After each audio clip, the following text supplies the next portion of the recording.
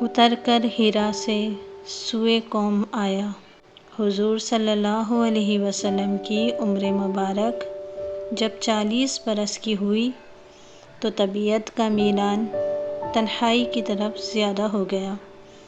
ستو اور پانی لے کر مکے سے 2 میل دور غار حرا میں تشریف لے جاتے اور کائناتی امور اور قدرت کی پھیلائی ہوئی نشانیوں پر تفکر کرتے، مظاہر قدرت کے پس پردہ کام کرنے والے حقائق کا کھوج لگاتے۔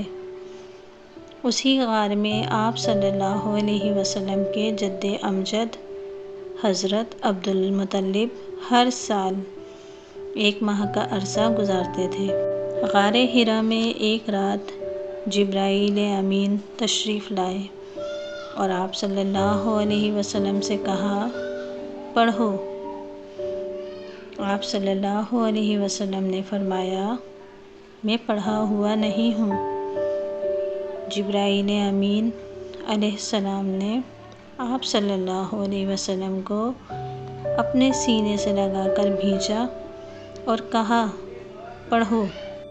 آپ صلی اللہ علیہ وسلم نے وہی جواب دہرایا۔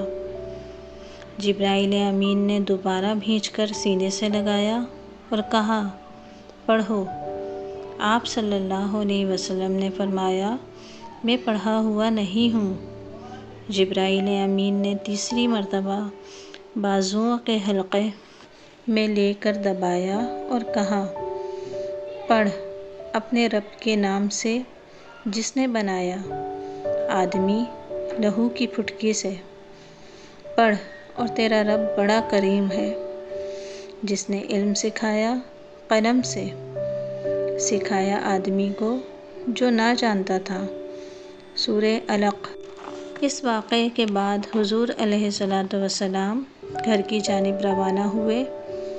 جس وقت آپ صلی اللہ علیہ وسلم گھر تشریف لائے، آپ کے چہرے کا رنگ پھیکا پڑ چکا تھا اور طبیعت میں ضعف اس قدر غالب تھا کہ آپ دیوار کا سہارا لے کر چل رہے تھے۔ حضرت خدیجہ رضی اللہ تعالیٰ عنہ نے آپ صلی اللہ علیہ وسلم کو سہارا دیا اور اس تھکان کی وجہ دریافت کی۔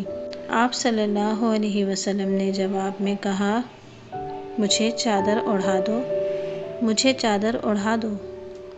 انہوں نے آپ صلی اللہ علیہ وسلم کو چادر اوڑھا دی۔ جب طبیعت سنبھلی تو آپ صلی اللہ علیہ وسلم نے سارا واقعہ بیان کیا اور خدشہ ظاہر کیا کہ مجھے اپنی جان کا ڈر ہے۔ حضرت خدیجہ رضی اللہ عنہا نے آپ صلی اللہ علیہ وسلم کو تسلی دی اور کہا، اللہ تعالیٰ آپ صلی اللہ علیہ وسلم کو رسوا نہ کرے گا۔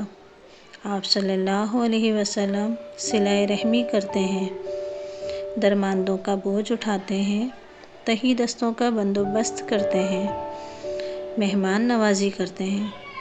حضرت خدیجہ رضی اللہ عنہا آپ صلی اللہ علیہ وسلم کو اپنے چچا زاد ورقہ بن نوفل کے پاس لے گئیں۔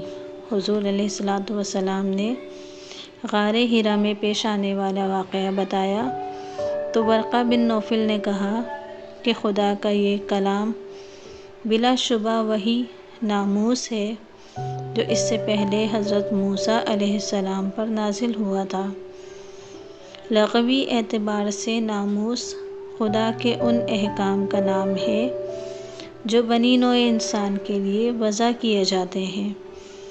ورقہ بن نوفل نے حضور علیہ الصلوۃ والسلام کو مخاطب کرتے ہوئے کہا کہ تم جو کچھ لائے ہو اس کی بنا پر لوگ تمہارے دشمن بن جائیں گے۔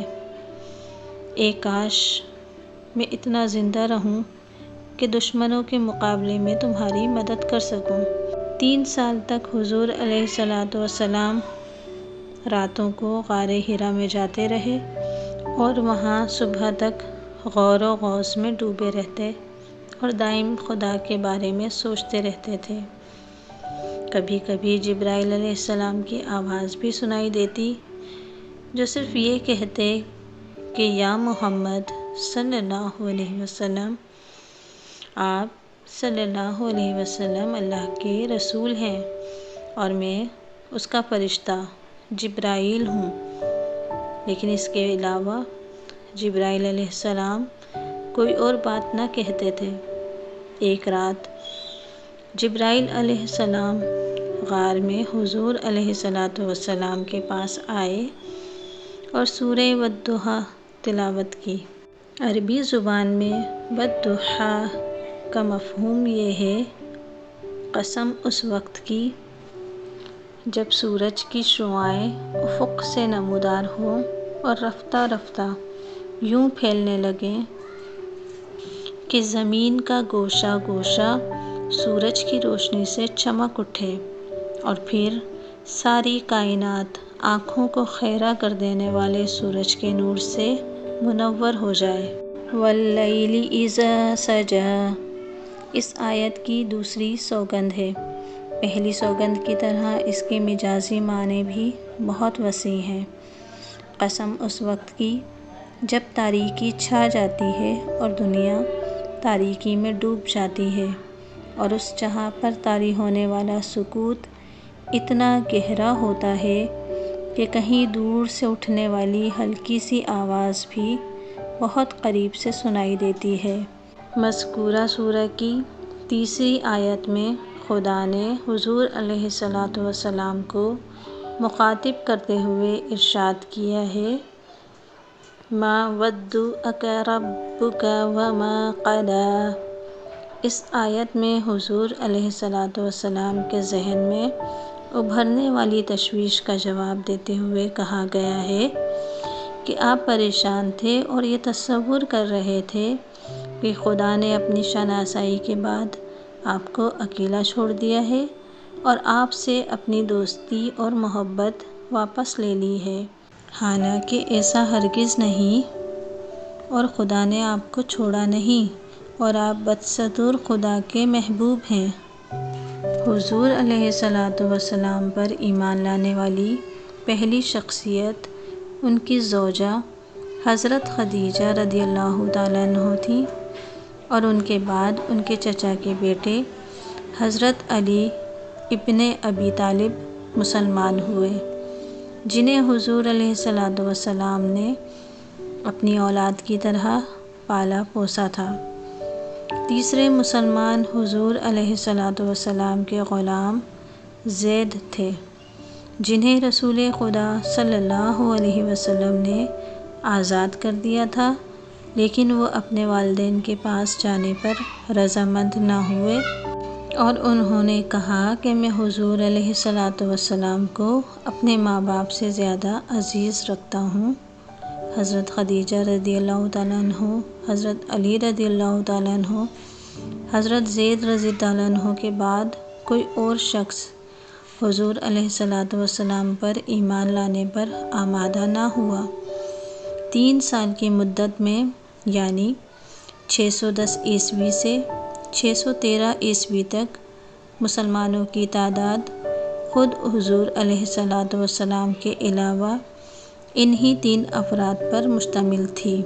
اس سال حضرت ابو بکر رضی اللہ تعالیٰ عنہ بھی مسلمان ہو گئے اور یوں مسلمانوں کی تعداد 4 ہو گئی۔